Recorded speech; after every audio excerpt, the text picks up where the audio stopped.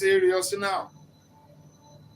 Nigeria is bleeding, and we are crying, we are shouting. Nigeria is dying. We are crying, we are shouting.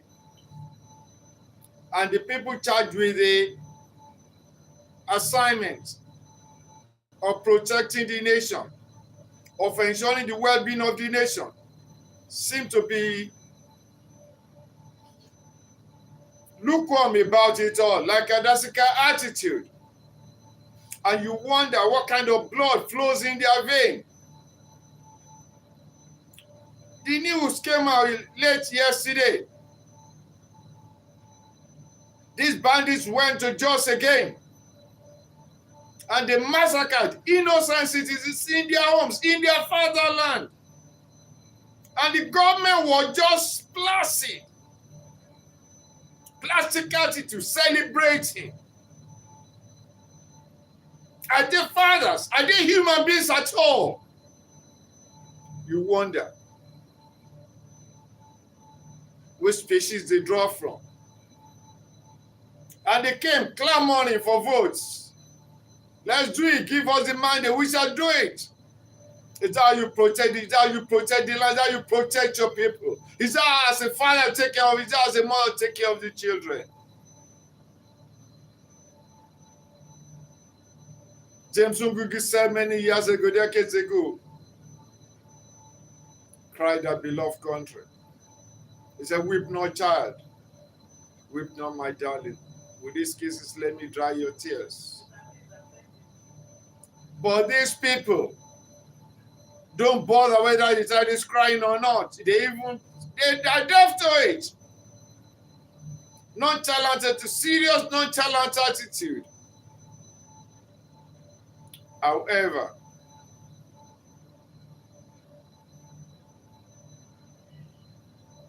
Nigeria will survive. Nigeria will survive.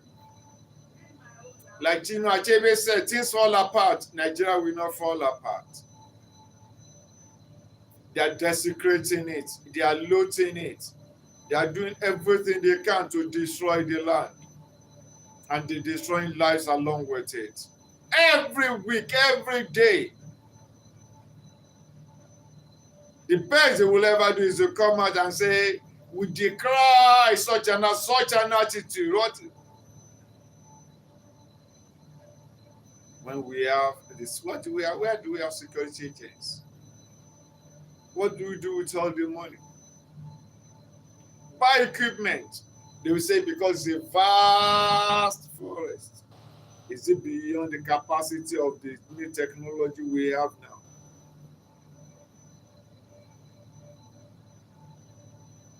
And you allow people to be killed.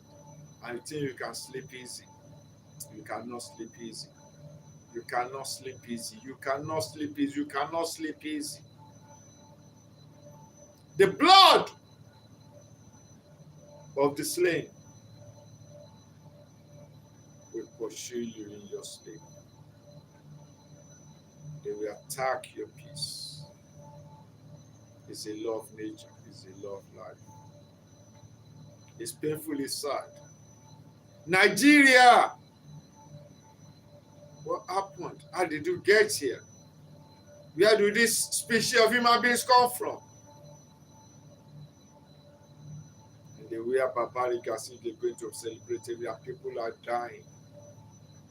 People are dying everywhere. They are being massacred. People cannot live peacefully in their land, in their homes. Nothing is sacred.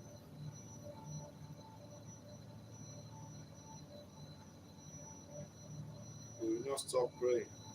It's work, watch, and pray. We shall overcome. However, for we citizens, we identify some of the problems that causes the bleeding, or that cause the bleeding. We know the system, poor system, non-functional system, which is what we are seeing. The system of rule of law, the system of accountability. They don't obey the principle of rule of law. They are not accountable. They seem to live in their own world. They do things and get away with it. Build house for the judges, pay the judges off, and the judgments will go their way, and they do election, they will say, let's meet at the court. Because at the court, they've already done the abominable. But you forget that there is he that lives and reigns forever and rule over the affairs of men.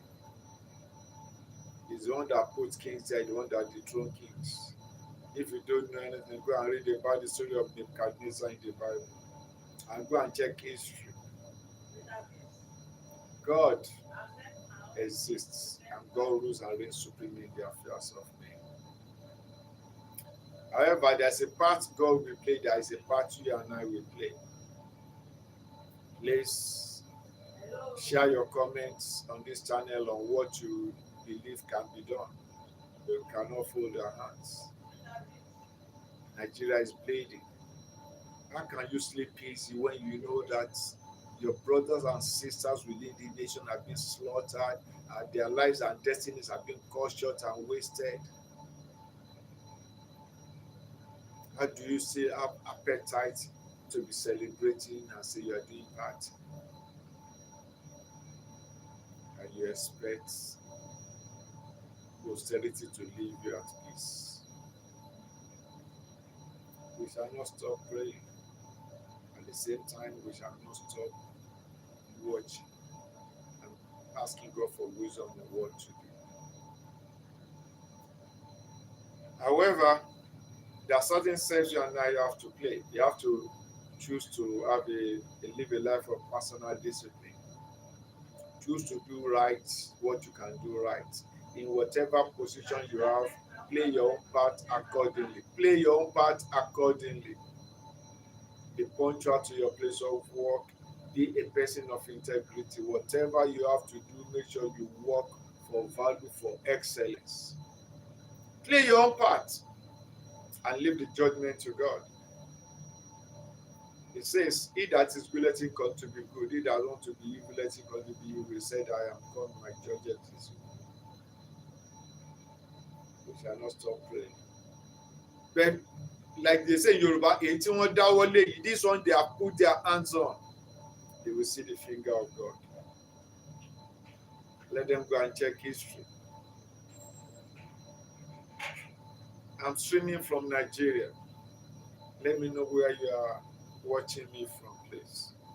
But this pain is becoming too much. It's becoming too much. There was time I stopped just following the news because every day you just see this, you just see life and death will be wasted. People just been slaughtered for nothing. They didn't commit any offense. People go to their farm, they cannot farm. People are traveling, they cannot travel in their own country, they cannot more movement. And we are not in war with another nation. If in the land of peace we can experience this, we have soldiers that are being paid, and we have people we put in authority. They saw the father of the nation, and when you see them, all they are looking to do convention, party convention, how to select nominee for their. Who do they want to rule? Who do they want to govern? They don't care and bother about that. Do they? They have to learn to cope. They have to learn. They will know. They will learn, because he that rules and reigns supreme is neither slumbers nor slave.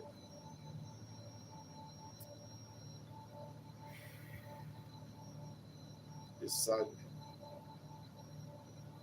So apart from doing personal discipline life, learn to be an obedient person to the laws of the land. Yes. Don't join them to do evil. Bible says don't join the evil workers to do evil. We shall expose them. Like James Unguki said, he said the raven cloud will not long possess the sky. He said, weep not, my child. The raven cloud will not long possess the sky. Nigeria will overcome. Encourage your children. Encourage your brothers and sisters. Don't give up. Don't give up. We are made of better. So that's why people all over the world admire Nigeria. They say we are rugged, we are tough. we are ever smiling. Like Fela sang, suffering and smiling. Yes, we are smiling because we believe there is hope for tomorrow. Like Yoruba say, ẹni tó kú ní tiẹ̀ tán. It's only that he that is dead that doesn't have a tomorrow. As long as there is red blood flowing in our veins, and the Lord Almighty rules over the affairs of life, He will attend to our affairs. The children of Israel in the Bible, they were tortured by the Egyptians, everything, but when God's time came, the Egyptians were destroyed in their own pursuit. It's a spiritual law. So do your number one, choose to live a disciplined life. Don't join with the desecrators. Choose to be an obedient patriot. Don't join the multitude to do evil in the land. Don't join them to destroy it. Don't join them to destroy the economy. When we were on campus or we were on queue for food and people were shunting, we used to discuss and just say, what will you do when you get supposed to get chance to be in Aso Rock today? Some of them will say, well, I will join them. I have to do my own part. I have to eat my own portion of the national, they call it national cake. Well, the cake is there for everybody, but not for you to consume it like the evil rat. Take your own portion that is due to you, then leave for others. And remember, there are generations coming behind you if the Lord tarries. So don't join the multitude evil. The third thing you and I need to do is to choose to be a value adder. You know, choose to be a value adder, to add value to the society. I like Daddy Shoki's song. Daddy Shoki was one of our reggae musicians in Nigeria. He came from the place we call Ajegule. Ajegule is a rugged place. He said, some people, some people, yes, some people, they made up their mind to make sure the house is in better shape than they met it. But some people have made up their mind they will scatter the house. We want you to be among those that want to do the repair work, to stop the bleeding, to join hands to bring about the reparation of the land.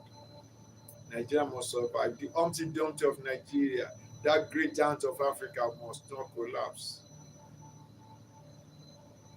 Some people are like that. They are the hireling. So that's why anytime they run abroad, that's why they want to do campaign. They go to Chatham House in the UK and say that, but they don't know that there's no escape for the wicked in the land. As long as there is blood flowing in their veins, as long as they are on this earth under God's heaven, under the open sky, there is no way they can escape to. Anything, anywhere, they cannot escape. Even they know that the White House, with all the security, is not that secure. It's only when God protects, I see that God protects. There was a time many years back when a youth just drove a lone plane into the White House ground. They saw it.